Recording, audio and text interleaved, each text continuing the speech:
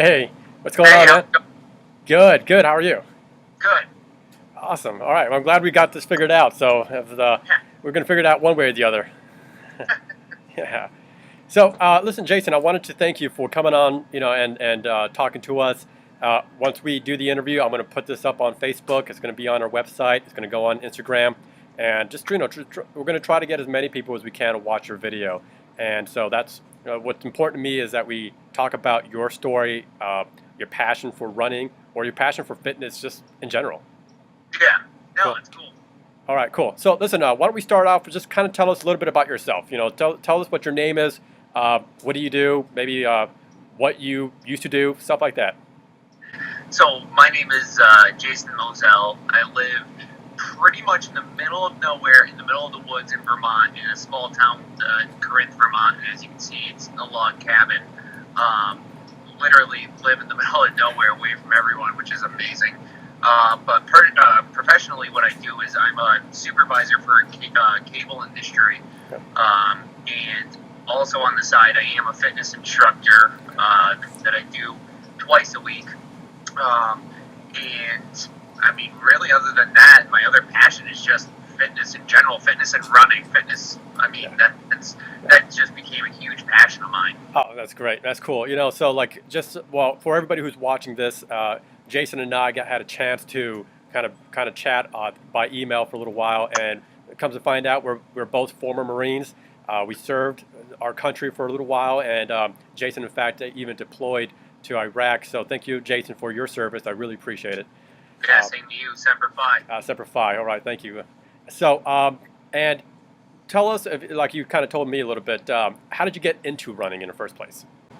So, as you're aware, and anybody else watching or listening is aware, or knows anything about the military, one thing is, PT. And the thing of when I was in the Marines, the only thing I really enjoyed about PT was running. And, I did the 18-minute 3 mile for my PFT and the whole nine, and that was great. But, that was kind of one side of it. On the other side of it was that I did do 2 tours to Iraq, and after my first tour in Iraq, I saw a lot of things and just handling different depression and things like that. There was a suicide attempt. There was alcoholism. There was it was a very deep and dark and really nasty place I found myself in.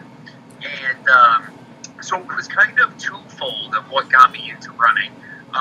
One thing was Tough Mudder. I know there's probably people out there who heard a lot about Tough Mudder. Well, back after I gotten out of the Corps and I was still working through some issues, a buddy of mine eventually was like, "Hey, have you ever heard of Tough Mudder? Why don't you come run this? It's a 10-mile obstacle course. Let's see how it is."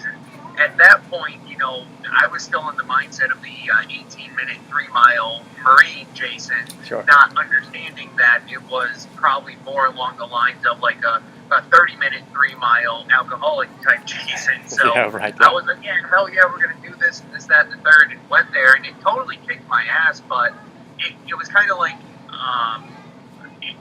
it was that camaraderie, that community, and everything like that we had in the military, and kind of was like what I felt of getting away, kind of like my get away from that that dark area, all the demons and everything like that alcohol gave me. That Tough Mudder kind of did for me, and so from that Tough Mudder, kind of evolved into doing kind of at-home workouts, but then also running and getting really back into running. Yeah. And when I started to get back into running, it became so euphoric because running to me correlates to life in general. Like when I come to the bottom of a hill, like I look for the most up and down type runs because for me it's like it's always conquering and you always got to get higher. Yeah. And then once you get to that hill, go to the next one, and that's what really got me to it.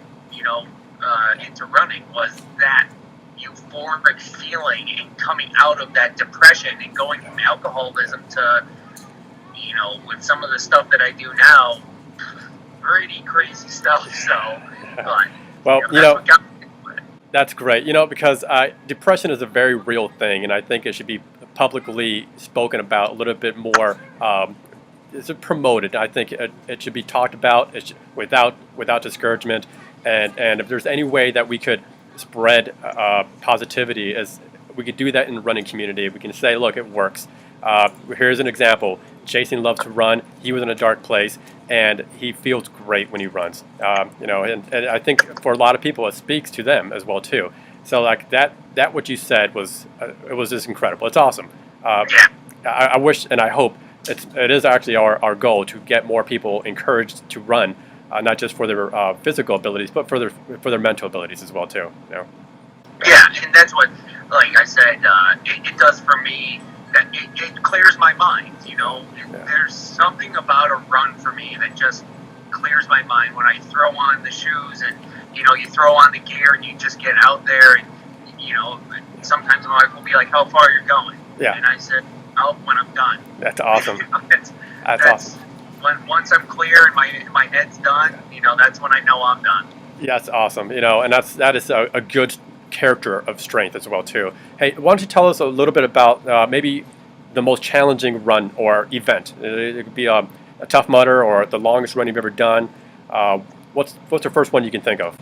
The first one that comes to mind is one that I'm doing again in May that I'm getting redemption for. Okay. Because it actually was my first ultra, which was the Peak Race in Pittsfield, Vermont. What was it called?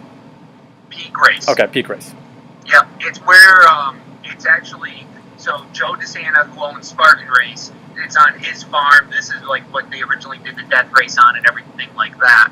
And so the Peak Race, they have a 35 miler, a 50 miler, and then a 100 and a 500 miler, Yeah. which is, it's out there. But anyway, so I signed up for the 30 miler, and I was like, all right, I can totally do this. I had just run World's Toughest Mudder the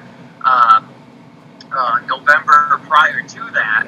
And so I was like, I got it. And like I kind of broke my own cardinal rule, which was never take any race regardless of what you're thinking of it as like it's going to be easy. Yeah. And I kind of broke my own rule. And yeah, I'll tell you what, that race broke me down because of like the elevation that was in it. It was so brutal, and the weather was nasty. Vermont, there's about 2 weeks out of the year that Vermont is consistently 80 and sunny. Yeah. Other than that, it could be snowing, it could be raining, it could be doing all this stuff, and so the weather beat me down, the hills beat me down, and it was one of the most brutal runs. And like one thing that I always, go through my head is like a phrase I hear from a lot of with OCR is run when you can, walk when you have to, crawl if you must, just never give up. Yeah. And that was one that it was like crawling towards that finish line. Yeah. And to be very honest, I didn't make it from dehydration. I dropped. It was the lack of knowledge of how to run an ultra race. The nutrition and hydration that is needed prior to that race. Yeah. Along with during the race. It was all stuff that was new to me. But you know what?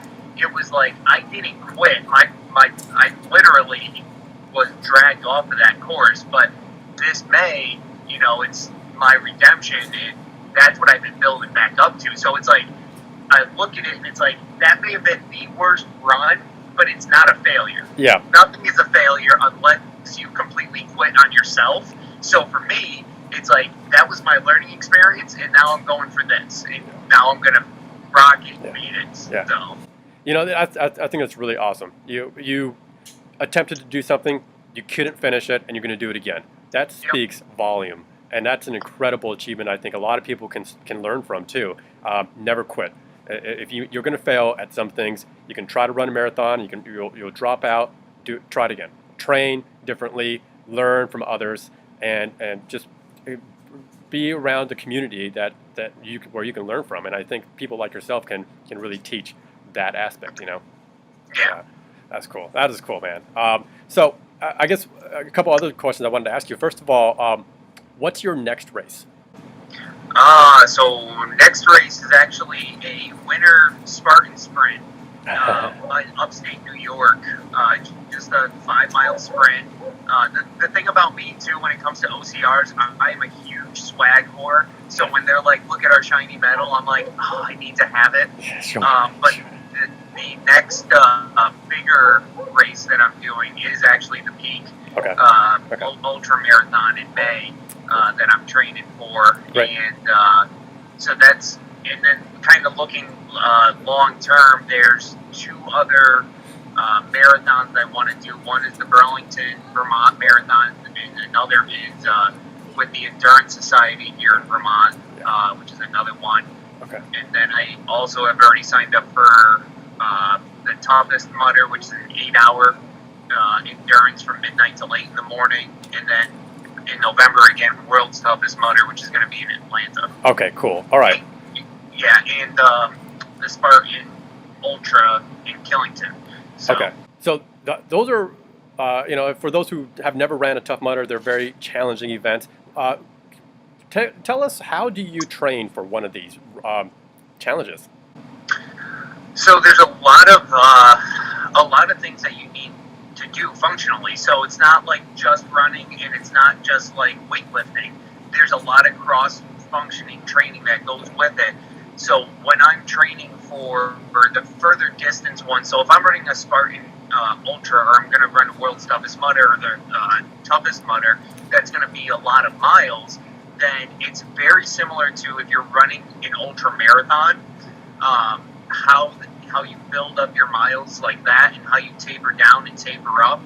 But the other side of that is also with a lot of cross training. So because there are obstacles involved with it, you want to make sure that you have grip strength, your upper body, your shoulders, and everything like that is ready to go. So what I'll do is, there are times that I'll be like, okay, I'm going to go on a 15-mile run, and then I'll go on a 15-mile like hill sprint type run, and that'll be my training. And then like maybe a day and a half after that, I'll go on a 10-mile run, and at the end of that run, then I'll actually add in like a hour-long strength training. And so it gives you that mentality of, your legs are beaten, now use your chest and your arms, or vice versa, use your chest and your arms and destroy your upper body, now go for a run. Awesome. And that's what I really do with that. Okay, awesome. That's some solid advice. I appreciate it, and I'm sure a lot of people could learn from that as well too. So one last question I wanted to ask: what 1 or 2 tips would you give a runner who's interested in long distance running, or even a Spartan, something like that? What's a couple good things that you've learned that really worked for you? One thing I'll tell you is that if you say that you'll never do it, good chances you will. And if you think it's impossible, you are your own worst enemy. And it is completely possible.